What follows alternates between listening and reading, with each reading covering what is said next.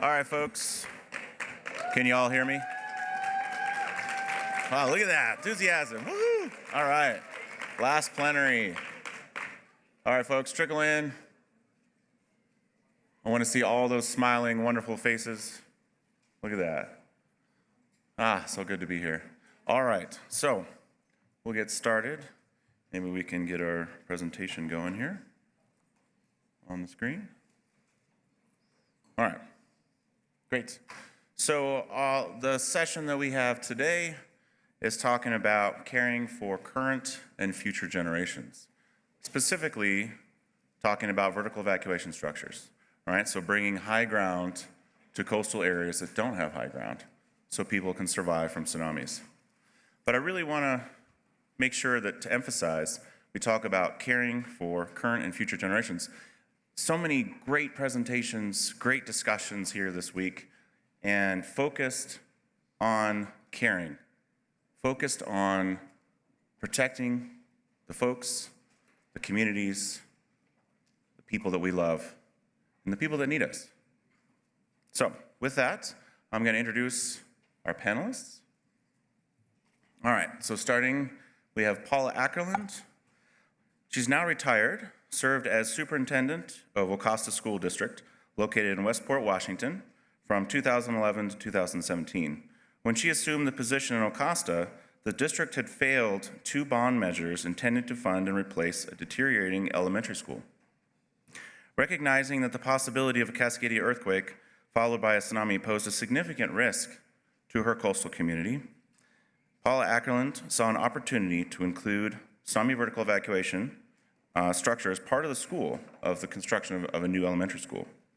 She led a very successful community effort to fund, design, and construct this structure, and she'll be talking about that today. We have Cinnamon Moffitt, is Associate Director of the Marine Research Support at Oregon State University and Hatfield Marine Science Center. That's located in Newport, Oregon, where she is responsible for the operational oversight of the research program. She's also part of the emergency management team working to enhance the community's resilience to natural disasters. And she's going to be talking about the vertical evacuation structure in Oregon. We have online, he couldn't join us today in person, but he will be here online, is Ken Ufkin. He's with the Shoalwater Bay Indian Tribe, formerly. He's a dedicated emergency management, safety, and security professional with over 3 decades of experience spanning law enforcement, fire service, and disaster preparedness. He holds a Bachelor of Arts in Disaster Emergency Management from American Military University and has built his career around strengthening community resilience and developing inclusive safety solutions.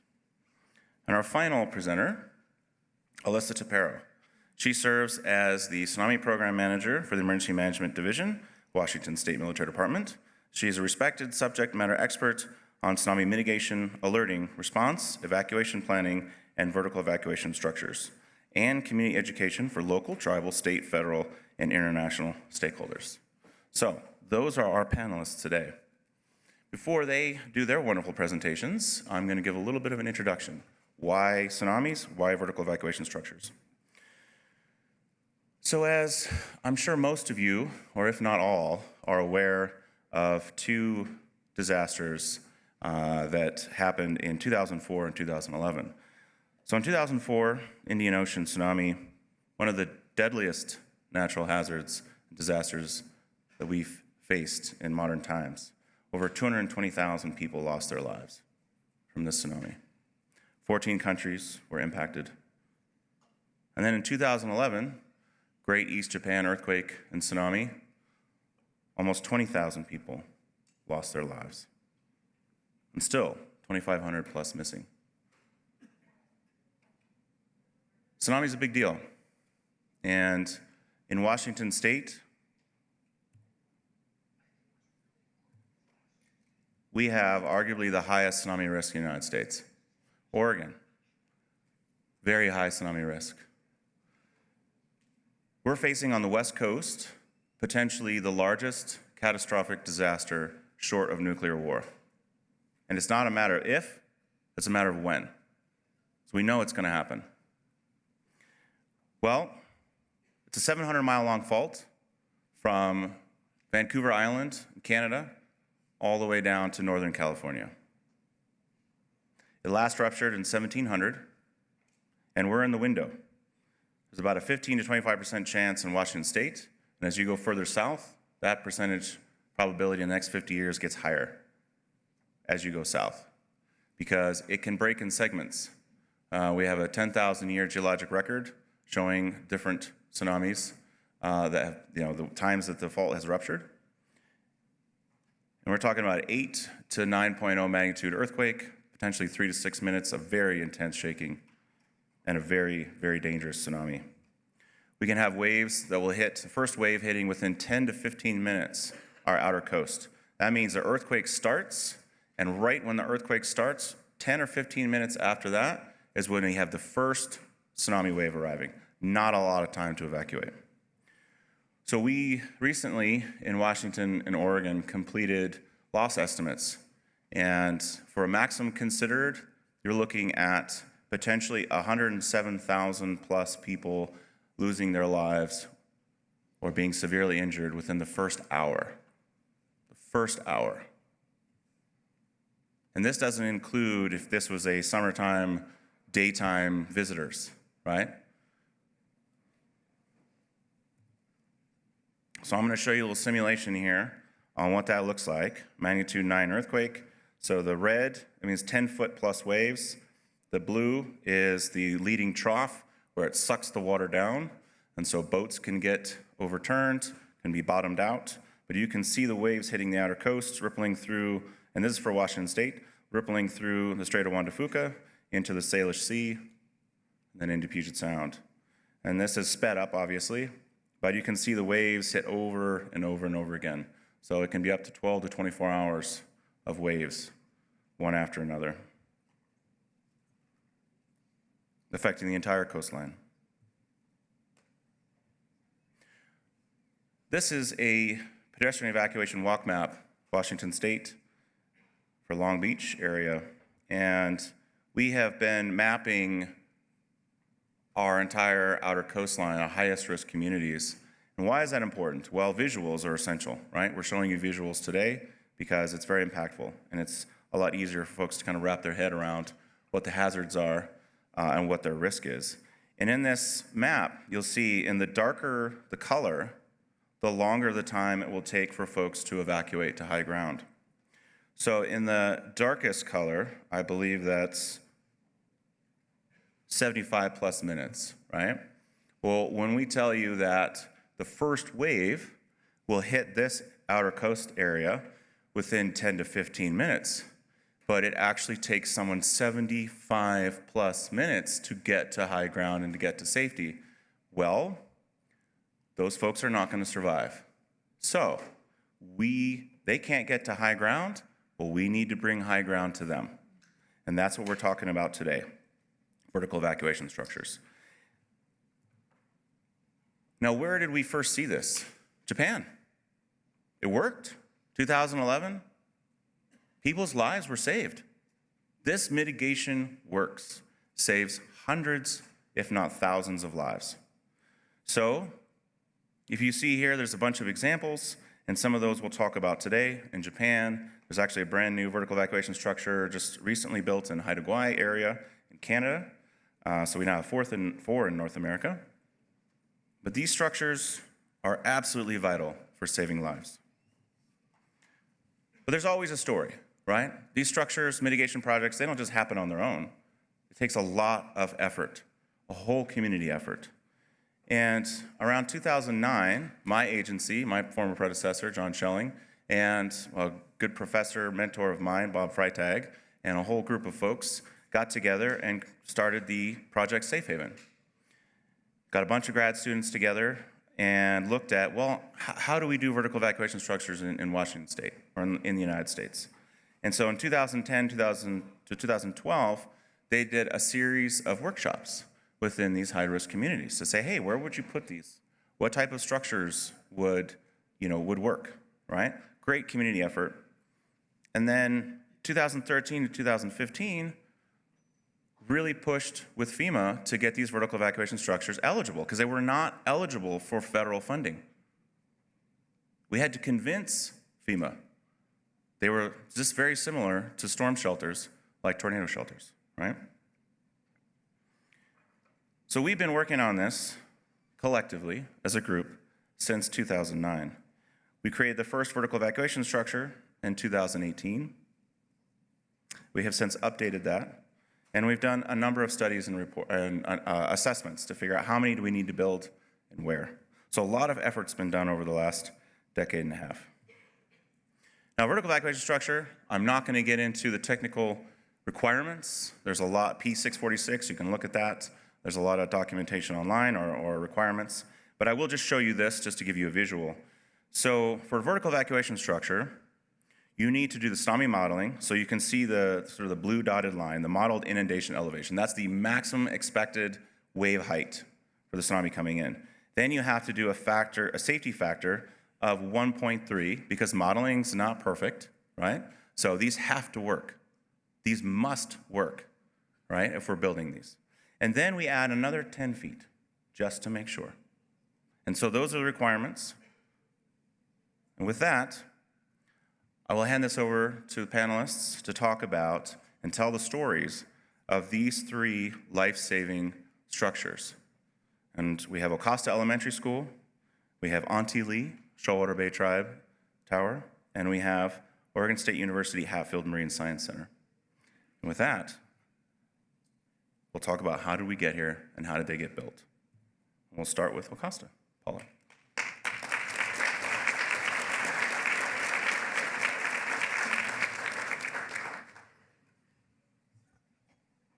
I'm the short presenter. Thank you, Maximilian. Good morning. It's my honor to be here today at this conference to talk a little bit about the Ocosta project. First, I want to say, though, that this is a wonderful conference. I am enjoying it so much, and I have learned an incredible amount from all of you. So thank you. It's a privilege to be here. So I am the retired superintendent of Ocosta School District, which is on the southwest Washington coast near the town of Westport. And during my time as superintendent, our small rural community took a bold and innovative action to authorize construction of the first ever elementary school in the United States, which incorporated a tsunami vertical evacuation refuge. And what you see on the screen is actually a completed evacuation drill. So the students in the front of the picture are from preschool, 3-year-olds, up through 6th grade. Students in the back of the picture are junior and senior high, grades 7 through 12. This evacuation of the entire Ocosta campus has to take place under 15 minutes. So it is practiced regularly. And when I left, we were down to about 10 minutes. So that is how critical the life safety feature of this is. So in Ocosta, the school is the heart of the community. It is a resource for parents. It's a source of community pride and identity, because many people who live in the Westport community also went to school there. So they took an enormous step in supporting this vertical evacuation structure with their tax dollars. This is 100% paid for with local taxpayer dollars and some state matching funds. This is a unique and historic story, and it's a testament to the community's value for public education and public safety.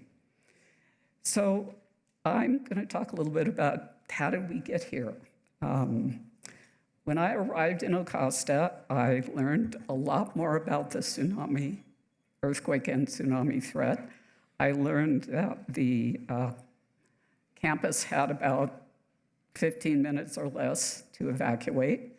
And we had to evacuate vertically because there is no high ground within 5 miles of the school. And there are At that time, there were about 700 children from ages 3 through grade 12, also about 80 staff members, and the surrounding community of about 700 people. So obviously, our plan that was in place at that time to load kids onto buses and drive them to high ground was completely unworkable. And I realized that something else had to be done. And when you're in education, you are in loco parentis, so you stand in the place of the parent, and you have a huge obligation to see to the safety of the children under your care. And I believe there was a moral imperative for educators to act to protect children and staff. So obviously, we had to do something, and we had to do it quickly. For a number of years, Ocosta had been wanting to build a new elementary school. So we were kind of talking about that, and I was talking to teachers and school board members about, gosh, maybe we could do something, building a new school that incorporate maybe some elements of vertical evacuation, which we knew nothing about, really. And I remember we said, well, maybe we could build a school with 2 stories. Maybe that would be something that would work. And, if only it were that simple. I know much better now. Anyway, so we decided that we would put together a facilities advisory committee and look into building a new elementary school and also incorporating the vertical evacuation structure. So when you start a process like that in a school community, that requires extremely detailed planning, consistent shareholder and community engagement, and also compliance, of course, with all the requirements for building schools. The most critical thing to remember, though, is education is a people business. And I would argue that hazard mitigation is also a people business. So you have to have the trust and confidence of the community in order to get started on a project like this. So that was foremost in our minds as we began the process. Well, we started our facilities planning committee. We had about 20 people, and we had community members, parents, teachers, administrators. And our job was to, identify and confirm the needs of the facilities, because remember, we're building a new elementary school, so we had to pay attention to the educational aspects, and then get information about possible tsunami vertical evacuation. So at our first meeting in March of 2012, we had one consultant who talked to us about the educational aspects of building a new school. And we had a second consultant who talked to us about the earthquake and tsunami factors and told us that vertical evacuation is the only life safety measure you have available to you. It would have probably been best to move the schools to high ground, but the community couldn't do that. That was not something the community could afford. Westport was an economically disadvantaged community. The children, over 80% of the children are eligible for free and reduced lunch. So we had to do a project that was affordable for the community and would address the needs that we have. So the committee went to work. We looked at the Project Safe Haven information, of course, reviewed that. And I called the Deputy Director of Emergency Management at the county and said, this is what we're thinking about. Can you help us? And of course, he put us in touch with all of the experts that we needed from the local, state, and actually regional level. And I have to say a huge thank you. John Schelling, Maximilian's predecessor, was enormously helpful to us. And there were so many people who came eager to help us, professionals in the field. It was quite incredible, and I'm forever grateful to those people. So we worked through the summer. We conducted a community survey, and we wanted to gauge the interest of the community and the support of the community for a project of this type. And as I mentioned, even though the entire county has a very high rate of unemployment, and Westport, the Ocosta area is particularly hard hit. 67% of the respondents to the survey said that they would support this project even with an increase in taxes that was going to happen for them. So this really laid the groundwork for us being able to start a campaign and complete the facility. So in the December of 2012 school board meeting, based on intensive meetings in the community to develop I need to show you the next slide, facilities planning. This is just a picture of all of us working on what it should look like, where we could situate the buildings, those types of things. We put together all of the plans that we needed to go to the school board to ask them to approve a school construction bond for construction of a new elementary school with a Tsunami vertical evacuation refuge as part of the school.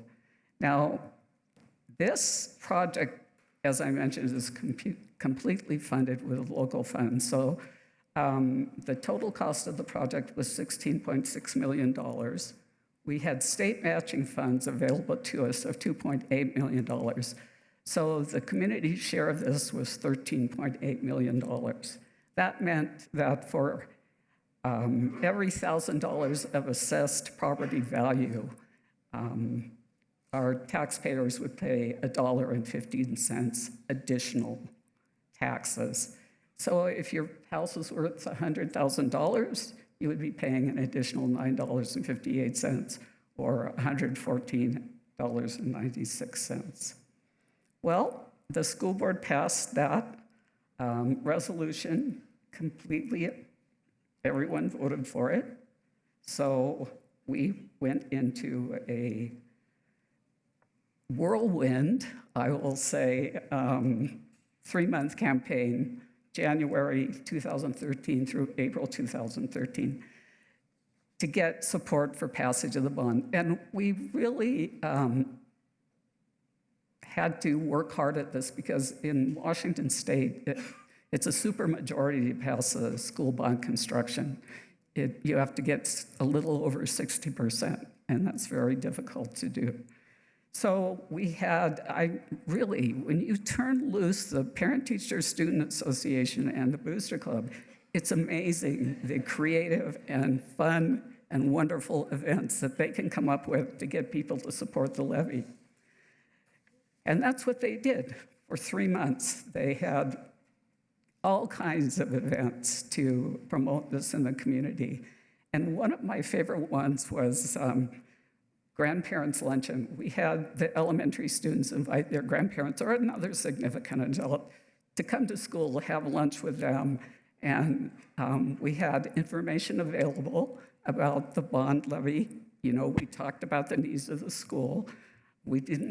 School districts can't tell people how to vote. Citizens committees can, but not school districts. So we just provide information, factual information to the voters. And the kids did a little song for their grandparents.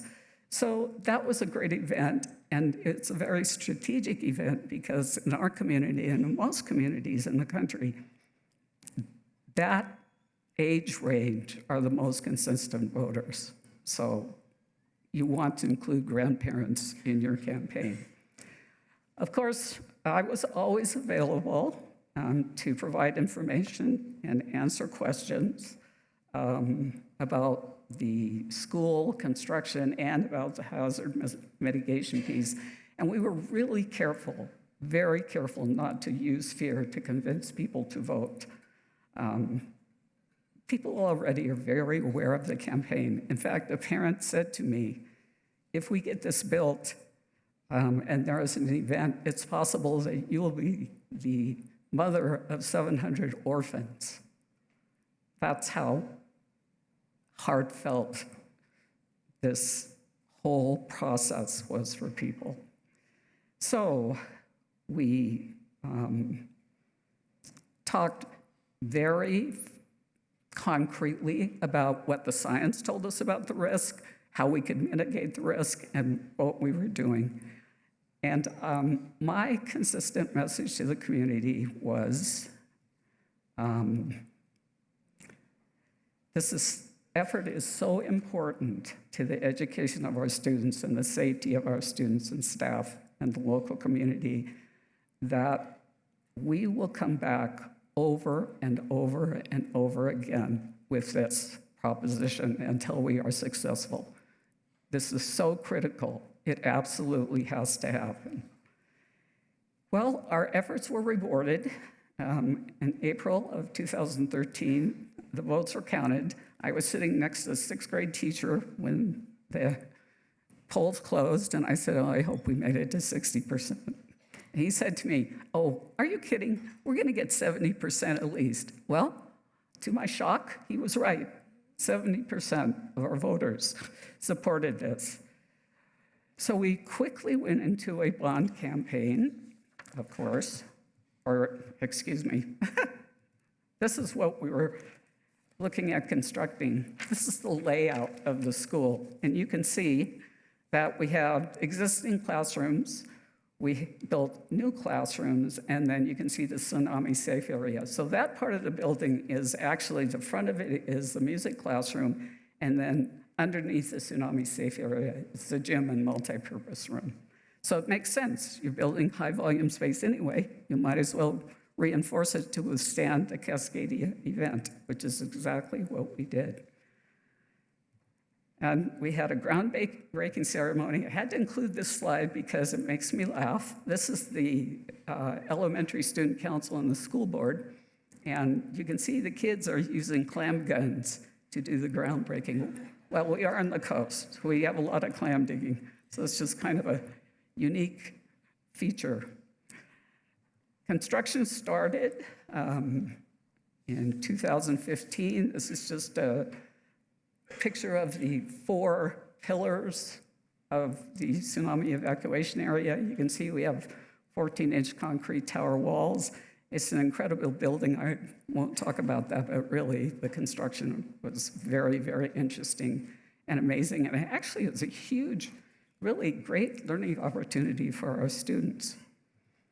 And in June 2016, the building was dedicated. You can see it was a standing room only event. I think Maximilian was there. It was really fun, and it was very significant to the community that this was accomplished.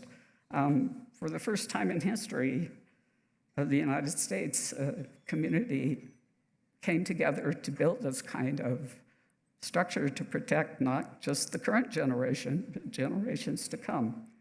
And I think this is a great lesson. I think if Ocosta can do this, other communities can do this. And my final point is public safety and public education, to me, are natural partners. I think schools can serve as shelters.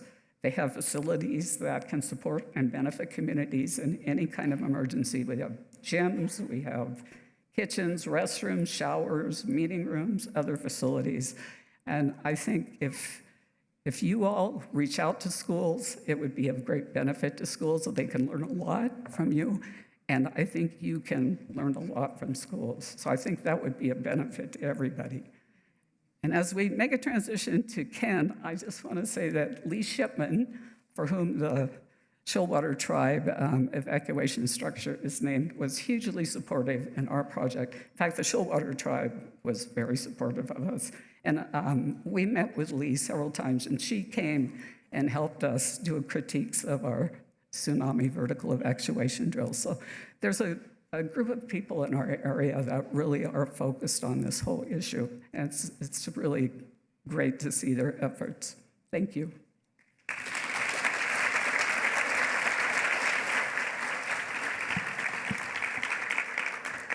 Thank you, Paula.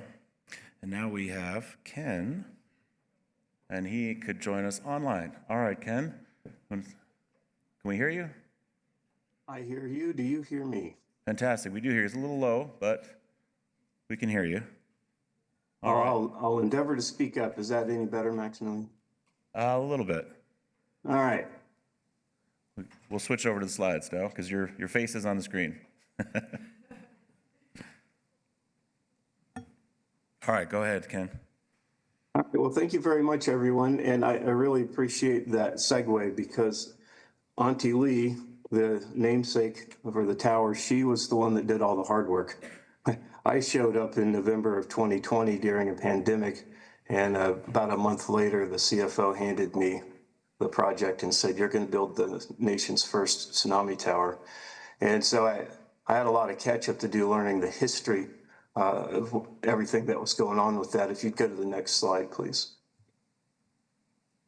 The need, as was described before, was strongly recognized by Lee Shipman, my predecessor. She had a really strong vision of protecting her tribe. There's only about 115 tribal members living on the reservation, with about 430 or so around the world, and about another 100 or so folks who live year-round on that whole peninsula. So she had this vision, as did Maximilian and others from Project Safe Haven going back to 2011 and even earlier. Lee Shipman was the one who went to the Tribal Council years earlier, I believe around 2006 or so, and said, "We really need an emergency management program. There's so many natural hazard risks here, and I vote for me." And they agreed, and she led that charge.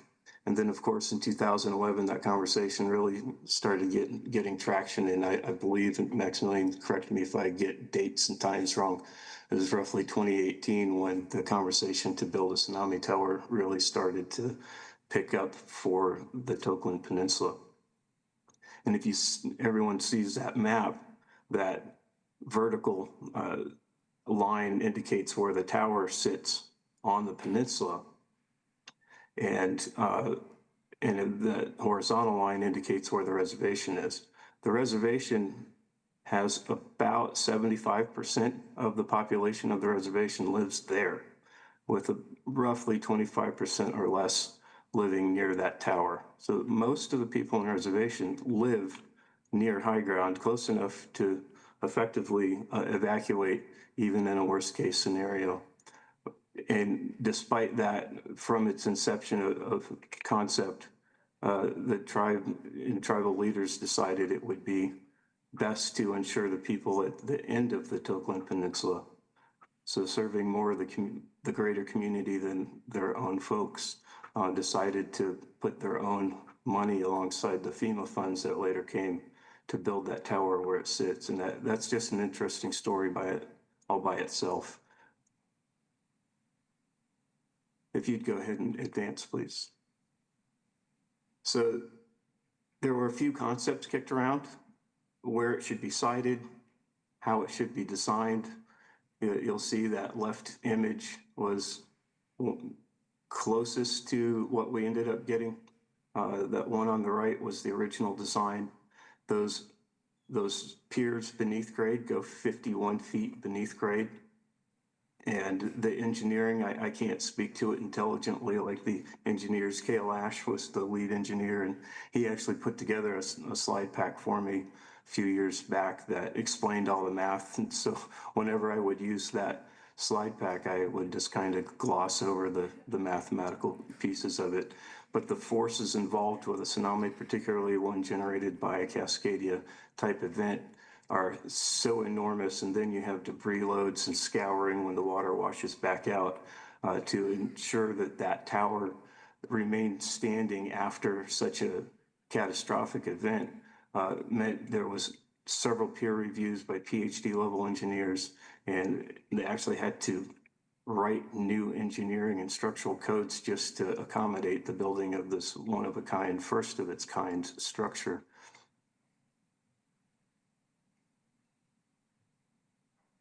Thank you. So I believe it was John Schelling, and again, correct me if I get any of this wrong, Maximilian. He lived this history, and I'm parroting it.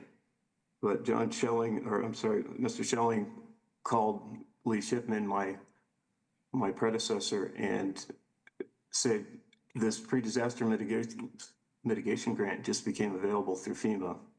And there's this very narrow window of time. I want to say it was about 30 days to get these things done. So she jumped into high gear along with the team, the planning team at the tribe and the tribal council, along with a host of academic partners from UW and of course the state of Washington and FEMA, particularly Maximilian's house, to get everything done to even get the grant. And I'm not going to try to go into that. I'll surely get it wrong. Those who live the history, they I'm sure could regale you with stories of the breakneck speed that was executed and the tribe spending many of their own dollars just to get those initial processes done. The funding itself was roughly 2.4, 2.8 million. I think after it was all said and done due to the pandemic, steel index spiked the cost of this project. FEMA kicked in that amount and the tribe put in $1.2 million of its own money to put that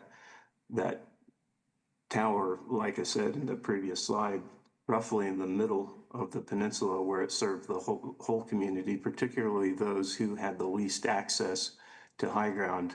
And that Toke Point region, it's greater than an hour for people to make it to high ground. And again, I can't stress how important it is that the tribe put it there, even though they didn't have to. They were spending their own money. They could have put it where it served their own people and reduced their high ground evacuation from the center of reservation, which is about 15 minutes for most people. Could have reduced it down to, anywhere from 1 minute to 10 minutes tops for everybody on reservation to make it to the tower had they placed it there. But being benevolent and thoughtful and loving neighbors as they were, they placed it in the center of the peninsula, which is about 1.2 miles off the reservation. So it's truly an inspiring story and the location strategy. And hoping Maximilian, I'll zip through this quickly so you can speak to some of those higher points. So it's engineered to survive an earthquake and tsunami forces, as I stated. There was funding left over to supply the tower with food and water. It can hold up to 400 people. It's 200 people per deck. And based on population, if it was not during the 4th of July or a few other like clam digging events, chances are there would never be that many people up there. But there was a more forward-thinking strategy to this. So it was equipped with backup battery supports, and it continuously runs off of battery, meaning if there was a sudden interruption of electricity, you would never know it if you were on the tower because it's always running off those batteries. What would happen in the event of a power interruption is the batteries would take the full load and they would stop charging. So they'd give you about 3 days of battery if you're smart with your power usage. It's stocked with enough MREs, water, first aid, and other basic supplies to keep folks equipped, 400 people equipped for 24 hours. That's a gallon of water per person and 1,600 calories or more per person. Again, like I said, very not likely would have that many people up there. The thought process was you would use the tsunami tower as a forward operating base because during the worst case scenario, a Cascadia event there in the Tokeland Peninsula, you're looking at as much as 6 foot or more drop in elevation, meaning it's suddenly swallowed by water, liquefaction going on, of course. And according to DNR, there would be just little island pockets of land left standing in between tide cycles for the foreseeable future after a tsunami event. So we would need a forward operating base to help people and be able to work on that. And of course, there was the, thank you for including that slide. To have your attention, complete 10 a.m. to noon, we will hospital. I'm working in a hospital, During this so time, I apologize for that. Will be disabled. The good news is I don't have to run away. That's just an announcement. Response. The work never stops.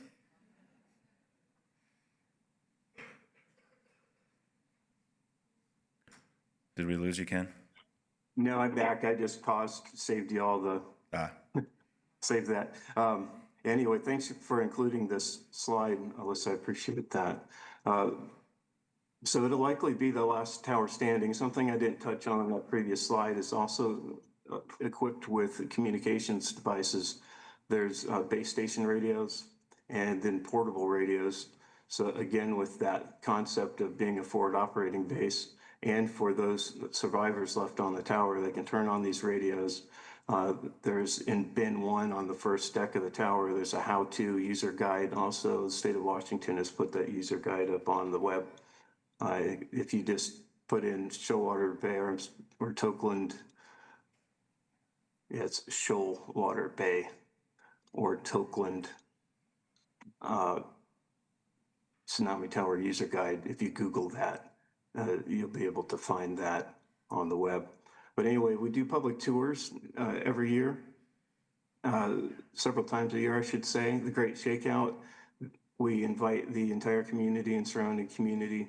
The first year, what we did in partnership with the Washington EMD, the hazard mitigation folks, is invited people to walk to the tower once the AHAB siren sounded from where they were, so they could gauge their own time to get there from their respective homes. We had a fairly low turnout actually from residents in that first year. It had a large turnout overall, but there wasn't very many of the locals. The following year and the year after, it quite a bit more. The visitors have come from all over the globe. We've had sociologists and other academic representatives from New Zealand come several times. Last year was a Maori tribal delegation. That was a highlight of my life and my career. Actually, that was really fun, and I'm very grateful to Maximilian and team for facilitating that. That was just an amazing experience, and the way the Shoalwater tribe engaged with the Maori tribal delegates was just an amazing experience to be able to be part of that.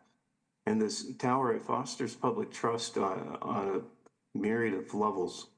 You're not just teaching trust and awareness and readiness, but as was spoken to earlier about the Ocosta School, is getting to the adults in the community through the children. I believe that might be the next slide, Maximilian. The tribe, me in this case, I really wanted to engage heavily with the children from our tribal youth program, and it just let them come in and tear through the bins and let them ask the questions. The first time I did it, I did my really officious emergency manager thing where I told them about all the specs, and I could see their eyes glossing over them like, and I should know better, I have children. So I said, what do you want to do? And they go, what's in these bins? I said, you know what, just have at it, open them up, ask questions. And so from that point forward, I just let the kids lead the education. And with that, what happened from that is I started getting phone calls. I got parents that I couldn't get to the tower before showing up in my office and calling me, asking to see it and asking me questions because of their children. The children are the ones that were the ambassadors to the greater community. And turns out, and I should have known better. Like I said, I'm a parent of quite a few of my own children. I should have known that that was the way.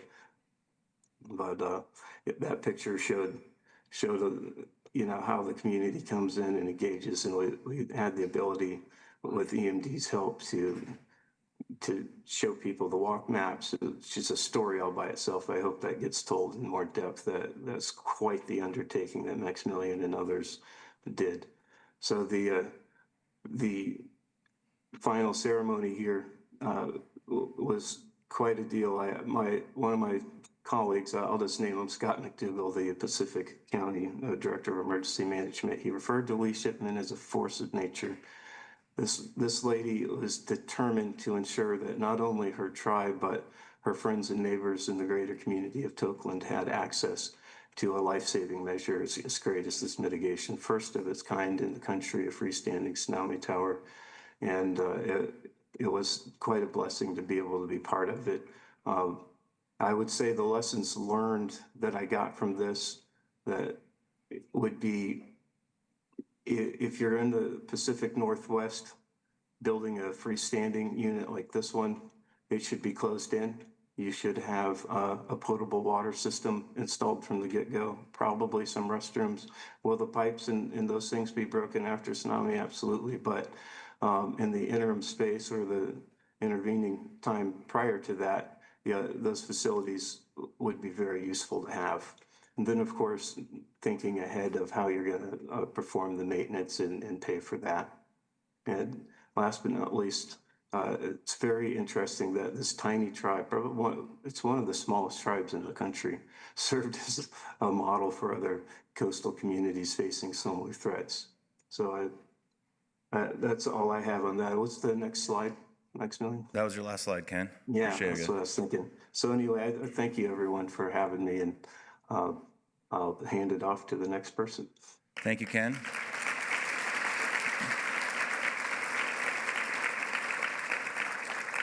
Before I hand it off to Cinnamon, I just want to say something about Lee Shipman. So Lee Shipman is the type of person who you always answer her call. So no matter what you're doing, she calls you, you must answer the call. I have so many stories about her. She's such a wonderful person. And I just want to say that it was one afternoon in 2017 that she called me and said, hey, we're ready. We want to build this vertical evacuation structure. And I said, great, how can I help? She says, well, we have 5 weeks. And I said, 5 weeks for what? To apply. And I said, oh, 5 weeks. Okay, we've never done this before. Well, all right, we got to get the team together. And it was a very, very tight schedule, but everyone dropped what they were doing. We got all the experts together, and we got that application in within 5 weeks. And this is the result. But it was all because of her and all of the hardworking community, the members. So I just want to highlight that. Now, moving on to Hatfield Marine Science Center. Cinnamon.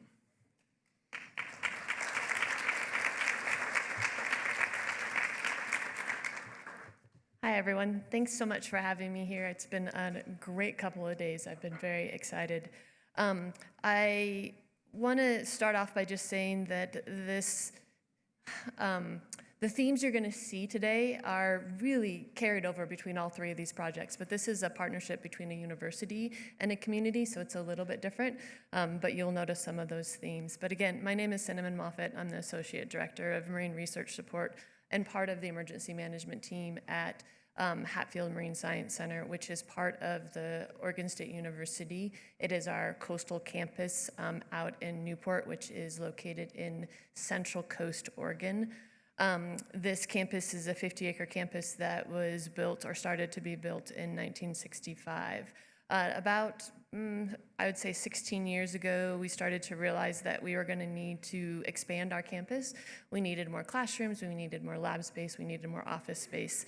And so the university put together a plan to put in a new building just like any university would do. And then when they presented that plan, both to the community at the university and the community in Newport, we got pushback. We got resistance. We got folks saying, well, there are some serious risks to life safety at this campus, and we're not sure that building another building out there is the way we want to go. And so I want to take you back to this photo that's up on the screen, and you all are all experts in this. You can see some of those risks right off the bat just from looking at this picture.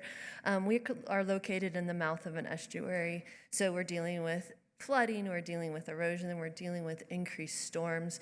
But as Maximilian has talked about, we also are sitting very close to this Cascadia subduction zone, about 70 miles off our coast. And so when we have an earthquake, it's going to result in a tsunami that follows 20 minutes after that ground starts to shake. And as you can see, we're really, really close to sea level. And so that's a pretty significant impact. What you can't see is the other thing that we've got going on, which is that this campus is built on top of unconsolidated dredge spoils. So if anybody knows about earthquake risk, that's not a good combo to have a large fault line, to be really close to sea level, and to be on very soft soils. And so what I'm going to do is just talk a little bit more about this community effort to think about how we wanted to deal with some of these risks before we put people in harm's way. So I want to dig in a little bit more to some of those risks and show you our map. This map is put together by the Oregon Department of Geology and Minerals Industries and shows the inundation area of our campus. I'm going to try to use a laser pointer. Let's see if I can be tricky. So our campus is located right here, and this whole area is considered the South Beach area of Newport. And so this map is showing two different types of tsunami risks. It's showing the distant tsunami, which is in orange. So that's when somebody else has an earthquake, but they send us our water. And so you can see that Hatfield is at risk of that event as well. But the one we're talking about here is the Cascadia subduction zone. And so this inundation map is showing how far inland the water will come in that orange and yellow marked area for a local event. And as we talked about, the ground will shake at our site for about 7 minutes for a worst case scenario. And 20 minutes after that, we'll have a 28 or 2-story foot tsunami wave hit this area. The safe ground that you can see is in green. Our closest natural high ground is that little tiny green bump right by the bridge at this point. And so I also wanted to just show the inundation map of what that actually looks like.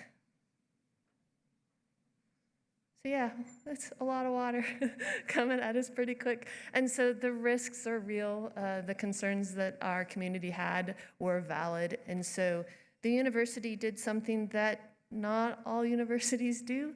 They slowed down. They started thinking about what we needed to do to address some of these risks. We held listening sessions. We had in-depth site evaluations, and they pulled together an amazing engineering panel. We're a university. We have experts. We leaned on work that was done around the world, done up in Washington, and really tried to figure out what we were going to do with these sites. After being here, we could have done the listening sessions much better. You all do that better than we ever did, but that's definitely a learning experience that we could have employed. But during this time, they explored what it would mean to build a building on our campus or do a planned retreat. And so they explored both of those options and really tried to think about what we could do. During this time, they needed to really explore the risks. We've talked a little bit about those. Around the earthquake and the soft soils and the timing of that. We had to explore our zoning issues. Maximilian talked a little bit about how high the buildings would need to be. We had a zoning restriction of a 2-story building that wasn't going to be high enough for our location. So we had some zoning restrictions that we needed to deal with. We also had to think about who this vertical evacuation structure was going to support. So we had the opportunity to think about how many people, for how long, and who were they. And for us here at the South Beach area, yep, we have a community, a college that's located there, so we have students, but primarily it's tourists. We have a lot of folks that we needed to support that were not going to be aware of this issue, that we're not going to have supplies, and most of our tourists are either young families or retirees that would have mobility challenges that we needed to consider. So that really influenced the type of vertical evacuation structure that we wanted to think about here. The other thing that we got to do, and this is one of the questions I get a lot from folks that are coming and visiting this site, is we started having conversations with the community about mortality. That's a really hard conversation to have about whose lives matter. And you can see on this map at the bottom, we have 2 different beat the wave maps, one with a vertical evacuation structure in place and one without. The one without is our closest natural high ground, is our closest refuge. And that was that little bump that I talked about, that little green bump called Safe Haven Hill. And you can see that on the map where we had to depend on the natural high ground, the red is likely lost individuals that we would lose during this event. And so without having a vertical evacuation, we were accepting loss of life. The other thing that we got to talk about with our community, again, it was just who isn't in the room when we are having these discussions. A lot of times when we talk about mitigation, tourists aren't there. So it was important for us to recognize that fact, that this area needed to support that, and to talk to the community about how we were going to support them. So the university took 2 years to do this process, to really think about what were the options And the community decided to build a vertical evacuation structure. But that put us back into the community's eye, both locally and nationally, saying, what are you doing? Why are you putting people at risk when there are other options? So it depended on some of our community champions to really say, no, we really want to move this forward. The university president was one of those. He committed us to building a building, but making sure that it increased life safety, not only for the folks on campus, but for the entire South Beach area. That was a commitment that he made. We also had a local champion, Marianne Boza, was an individual who really saw the efforts that needed to happen and how this could support the community and push from the bottom up to get everybody involved in this. And so we were able to commit to building a building, and now the university needed to figure out how they were going to fund it. So this is a university building. It's a little bit different than building the school. The university requires folks to figure out how they're going to fund at least a third of a building with donations. And so before they even consider putting this on a building kind of plan. And so we were incredibly lucky. We had a single donor step forward and offer up a third of the funding of this building with a caveat that 25% of their third would have to come from small local donations. And that was something the university was like, what? That's not what we planned to have happen here. This might not even happen. And what did happen is that the community stepped up, and we're a small rural community, and we had hundreds of people make small donations up to, I think we raised just over $3 million that way. That provided the confidence for our single donor to say, okay, the community's supportive of this, I'm willing to put my name on this building. So that was pretty amazing, and that kind of cascade then that the university could reach out to the state and get infrastructure dollars and reach out to the board and say, okay, we've got all these other things, let's go ahead and put together a university bond. The building was just shy of $62 million. That is primarily because it's a lab building in addition to this, and we'll talk a little bit more about that. And it increased in cost from the time we thought about it to the time we built it because of COVID. Everything got more expensive during that time. So I'm also not going to spend a whole lot of time on the engineering pieces of this, but because the building was built as a vertical evacuation right from the beginning, what I am told is that the cost of adding these safety features only added 10% to the overall cost of the building. And the primary cost is the movie that I'm showing there, which is deep soil mixing of our foundation. We had to change the soil under our building down to 100 feet in order to deal with those soft, unconsolidated soils. And so for months, all we saw happening was this drilling activity out there, and they're just changing and adding grout to the ground underneath of us. And then the building is tied to that foundation with 50-foot bolts.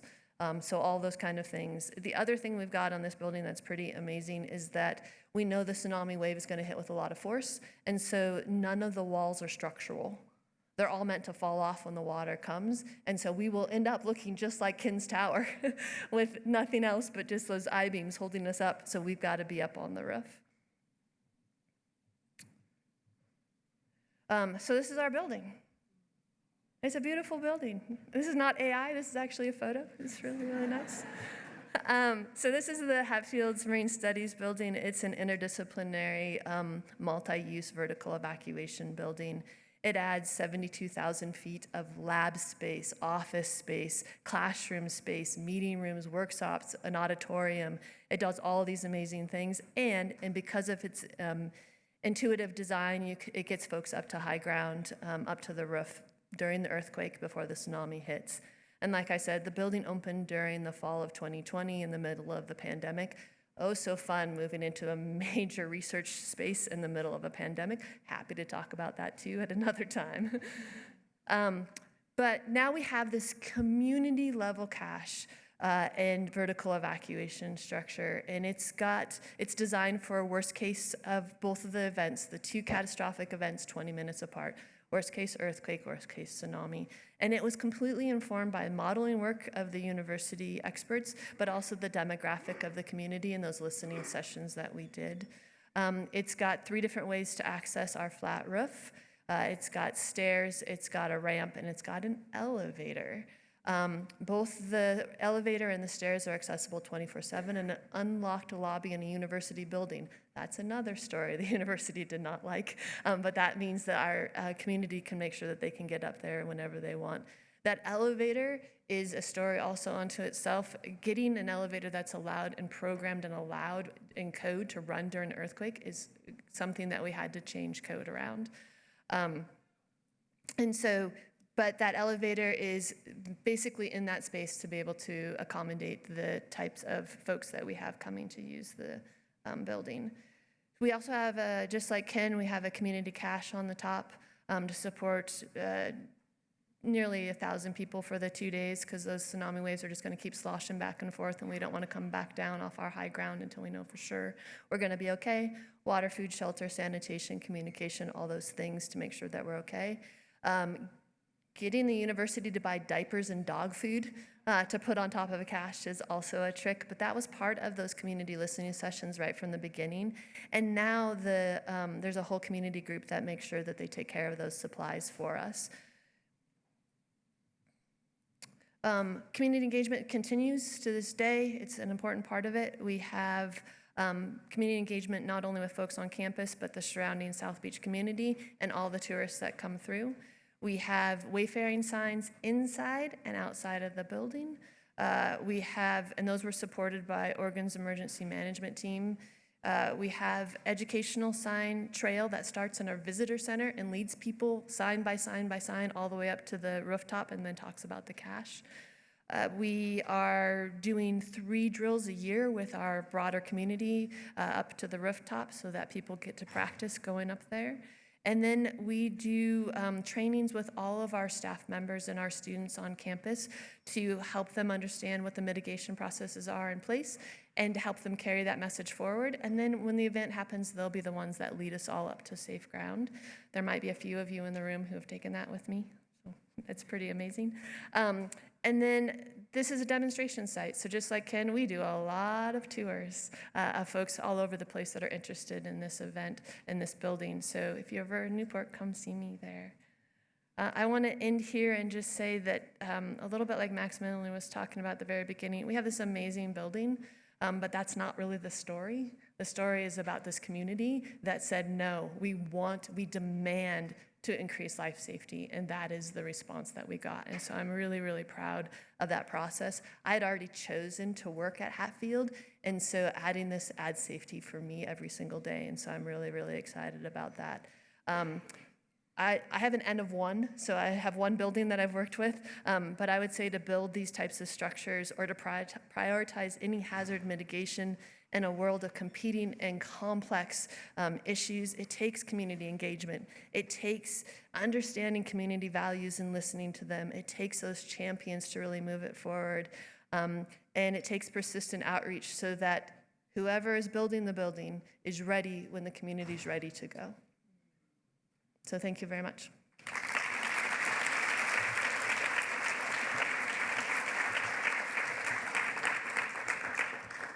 Thank you, Cinnamon. All right, so we are definitely running out of time. A lot of great presentations.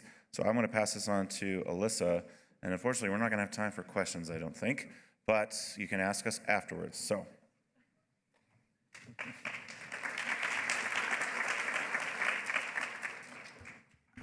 Thank you, everyone. So you have heard from many different folks today that our coastal communities recognize the danger that they're in and are hungry for mitigation projects to reduce that risk. So just like Paula said earlier, I think just as teachers have a responsibility to their students, I think the states and territories have a responsibility to all of their residents and their visitors to provide that protection and that risk reduction as well. So what are we doing in Washington to support our highest risk communities who are looking to do projects like this? I'm going to tell you about that, and I'm going to do it quickly if I can. But one thing I want to preface this with is to say that a lot of the work you have heard about or that you're about to hear about has been federally funded, primarily through NOAA and through FEMA, two organizations you have probably heard about in the news lately. So just keep that in mind. So one thing that we have done in 2021, we completed the Washington State Vertical Evacuation Needs Assessment. So this was a project intended to look at our highest risk outer coast counties to see how many vertical evacuation structures we actually need and where will we need to put them to cover just our residential population. So we were just talking about the kind of tourist numbers that a lot of our outer coast communities see. Those are very hard numbers for us to estimate. So we were just looking at nighttime residents, the folks that we know are going to be there at night. This is also based on the 2010 census numbers, so we know that those numbers have increased. And it was a 9.0 earthquake scenario with 5 to 6 minutes of shaking. People would have 15 minutes to get to high ground, so keep that in mind. What this assessment determined is that we need between 58 and 80 more vertical evacuation structures in Washington state just to cover our permanent residents. That's between 58 and 80 more, not including the two that you've already heard about. It also determined that we have about 45% of the folks in our inundation zones who are not within 15 minutes of high ground. That's a lot of people, and a lot of those folks who are not included because they are, daytime residents or they're tourists are also not going to be within that 15 minutes of high ground. Something else that we completed recently was an evacuation route wayfinding assessment. So we have over 1,000 miles of evacuation routes that are mapped by our Department of Natural Resources, but a lot of that mapping is done through their simulations, through their mapping and GIS, and those routes haven't been walked. We also know that a lot of our routes have signage that is very, very old, that was installed decades ago with vehicular evacuation in mind. After 5 to 6 minutes of intense shaking, a lot of our evacuation routes that are based on our road network are not going to be accessible by vehicles. People aren't evacuating by car for a Cascadia event. They're evacuating by foot, and that means we need our signs to be much closer together so that people can see them as they are getting to high ground. So we had University of Washington students actually walk all of our mapped evacuation routes, take information about where we have signs, where we need new signs, where we need to potentially deal with routes that are washing out, that are inaccessible, things like that. So we did that, and we found that just for our mapped routes, many of our routes are not mapped, we need at least 1,700 more signs to make sure that folks can get to high ground without losing sight of evacuation route signs. Part of that project was also creating a tsunami wayfinding guide so that we capture the methodology that we use so that communities that weren't part of that project can go out and do the same thing. And so instead of just installing many, many, many signs, we can start thinking about other creative ways to make sure that our evacuation routes are accessible and are made very clear to both residents and to visitors. We also very recently completed an update of our vertical evacuation structure manual that Maximilian mentioned earlier. So that has an 8-phase process that walks communities through from the very beginning of wondering, do we even need a vertical evacuation structure? Is that right for us? All the way through construction and completion, and then now the newest 8th step, which is operating and maintaining your VES, because when we first created this manual back in 2016, Ocosta was the only VES in North America, and we weren't really thinking about things like how do you operate and maintain these structures over time. So that second edition takes into consideration all of the lessons learned from the 3 structures that you've heard about today, from some of the projects that have not gone forward, that have run into roadblocks for one reason or another. All of those lessons learned are gathered into that. So if that's something that you are interested, or if you have questions about things like accessibility, safety and security, maintenance, signage, we have new sections on a lot of that. It is trying to pack as much information as possible into that manual so that our communities have a document that is guiding them from beginning to end. We also have a Tsunami VES project manager position at Washington Emergency Management right now, which we are very excited about. So we were awarded FEMA funding back in 2023 to assist our local communities with actually completing applications to FEMA for vertical evacuation structure projects, and then moving those projects all the way through to construction and completion. Because as you've seen with the folks who were talking today, these are very complex projects, and a lot of our locals who are trying to undertake them are not engineers. They are not tsunami scientists or experts. They are just local community champions who know that they want to reduce that risk.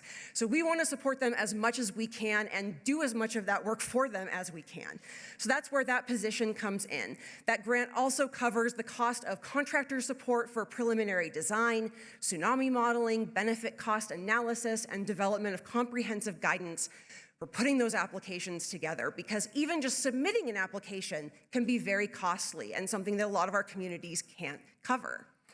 So we have our new VES project manager, and he is helping current projects push through, providing a lot of project management expertise, subject matter expertise for tsunami specifically, and then a lot of outreach and education, because it's very clear, probably to all of you, that we need support for projects like this and for mitigation projects in general, especially in our current climate. And so we need to be speaking to our legislatures and letting them understand and start fighting for projects like this. We currently have one project in progress in Washington right now. That is another VES in Westport, Washington, that has been awarded. They are in progress for construction and design and moving that forward. We also had 2 applications for FEMA that we were working on for their Building Resilient Infrastructure and Communities grant round for Ocean Shores and for Long Beach, 2 of our highest risk communities. Unfortunately, as you may be aware, the 2024 BRIC grant round was canceled right as we were preparing to submit those. And so both of those VES projects are on hold until we know something more. Funding is the biggest hurdle. That's probably pretty obvious, but it is something that we see time and time again. Either our communities don't have the funding even to put an application through, or as we have seen, at least in Washington, we have had communities who have been awarded funding and had to turn it down because they couldn't be sure that they would be able to meet the local match. And so, especially now that we are uncertain about federal funding through FEMA, and at least for Washington, we are uncertain about our own state funding because we are in a budget crisis as well. We're going to have to get really creative about what that funding for big projects like this looks like. It could be congressional earmarks. Fortunately, because we've been hearing about this so much in the news, a lot of our congressional folks are starting to pick up on it and realizing that their communities are the ones impacted. It may look like partnering up with foundations and public-private partnerships. Maybe we can slap some ads on the sides if we need to, I don't know, something like that. Maybe Amazon wants to build a tower. Or it can be going back to something like Ocosta, where it's municipal bonds, local taxes, development impact fees. It's probably going to look different for each community, and it's probably going to be a combination, but we're gonna have to get creative no matter what it is. We've been talking tsunami, but everything that we deal with when it comes to tsunami vertical evacuation structures can be applied to other hazards and to other big mitigation projects. Guidance is valuable. Write it down, make sure that your communities have that guidance as well as that subject matter expertise. Be ready to act when those funding opportunities present themselves. Know what projects need to be done, where they need to be done, and what needs to be done so that if that funding presents itself, you can act quickly, just like Maximilian did for the Shoalwater Bay Tribe. And as we've said time and time again, this entire week, community support is absolutely vital. All of the information we've been talking about, all of our resources are at mil.wa.gov/tsunami. We've got tons of good stuff there, so I recommend checking that out if you have a moment. And I just want to close with saying that any big mitigation project is very complex, very expensive, but absolutely can be done if you have community support and we have that desire. Absolutely believe that, even in this current very unpredictable position that we are in. Thank you.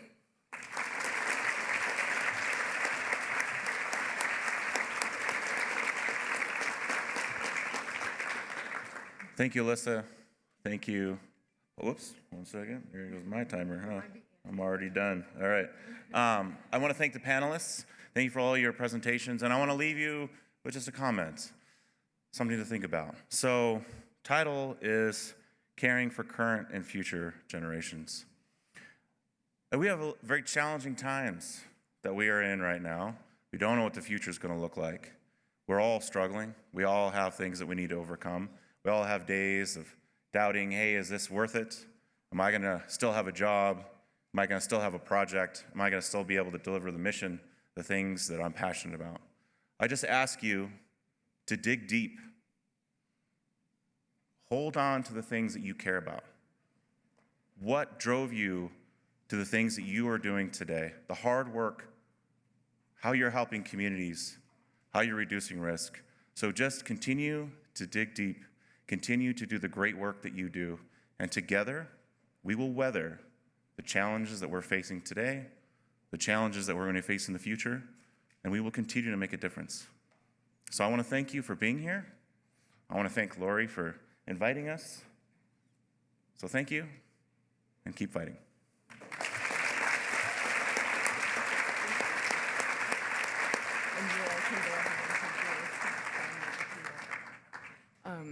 Maximilian, Paula, Cinnamon, Alyssa, and Ken, we have put a dollar value on how much mitigation saves, but I think that you have shown all of us today that there is no dollar value that can be placed on what you all have accomplished, and thank you for your work and your tireless efforts and the inspiration you've provided, and thank you for being mitigation champions of the highest order. Thank you. Thank you.